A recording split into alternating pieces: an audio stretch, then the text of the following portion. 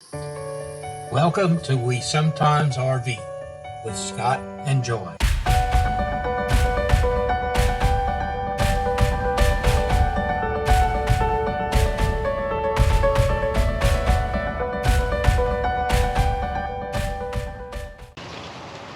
Hi, I'm Scott from We Sometimes RV. Today I'm going to cover a couple of things that people have asked about. One is battery maintenance on a motorhome, but it would probably work the same on a travel trailer as well. So let's get to it. There are some things you're going to need to do battery maintenance. First thing is a good pair of safety goggles.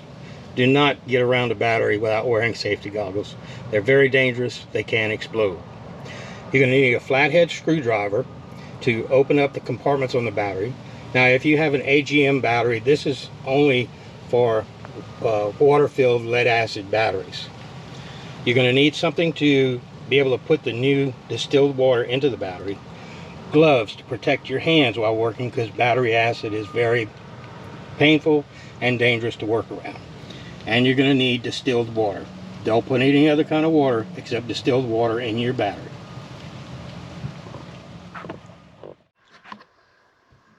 There are two types of devices to use to fill your battery with.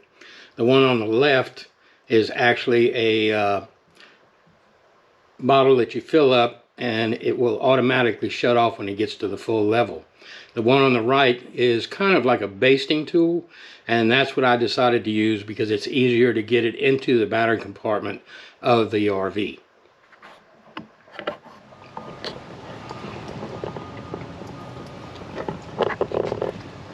On our Class C motorhome, we actually have two batteries in here, and it's not easy to get to work on them and to check and fill the water.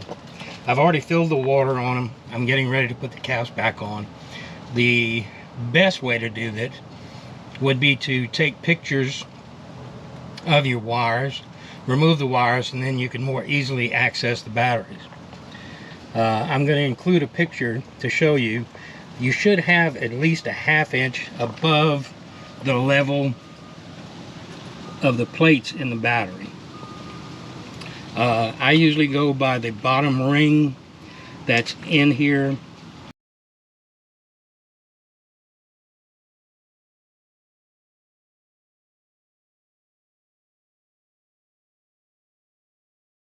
And you fill to that level.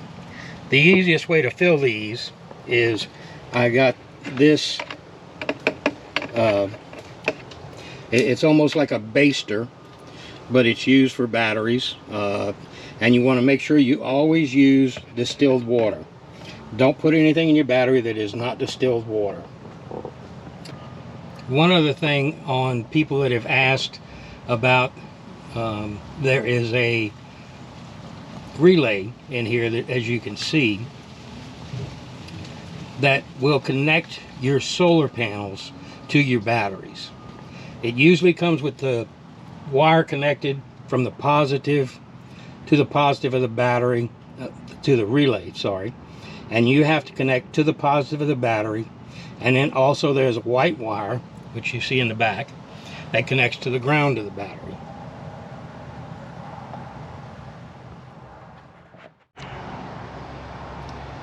Next, we're going to cover an issue that a lot of people have asked about on different Facebook pages that I'm on, and that's going to be the water heater not working.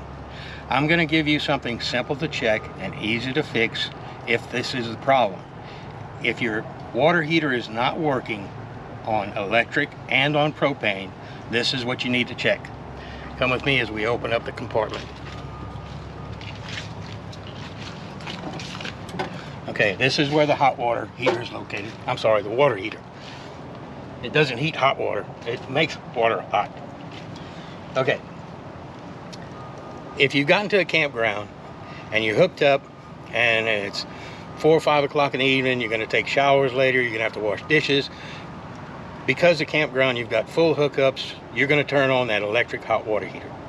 So that way it's using the campground's electricity, which you're paying for, and not your propane that you're paying for. So you try that, and an hour or so later you get into the shower, you undressed, you get in there, and you have ice cold water coming out of there. Not fun.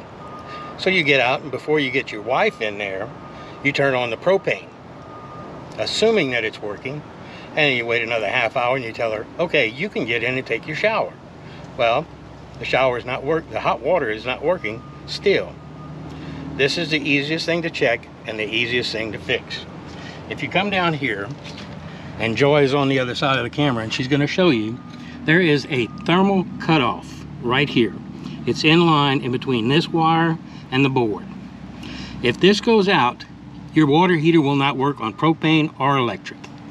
And what you need to do to test it is you unplug it from this board, you unplug the wire off of here, and then you plug this wire directly onto that board. The easiest way to tell is you turn it on propane and it should fire right up. And if it does, you know that thermal cutoff is bad. If it doesn't, then you've got another issue. But you could actually run it for a little while without the thermal cutoff, but they're easy to get. You can get them from Amazon. I'm going to include a link below. I think you can get a pack of 4 for $9. If you go to your local RV dealer, you can probably get a pack of 2 for about $24. Depends on how much in a bind you are. We always carry extras just in case. For us, if we need it, or if a fellow RVer is having a problem, we have them with us. Thank you. Thank you for watching our video. Please click on the subscribe button, click the bell so you get notified when we have new videos coming out. Leave your comments below, and please smash that like button. Thanks, and have a great day.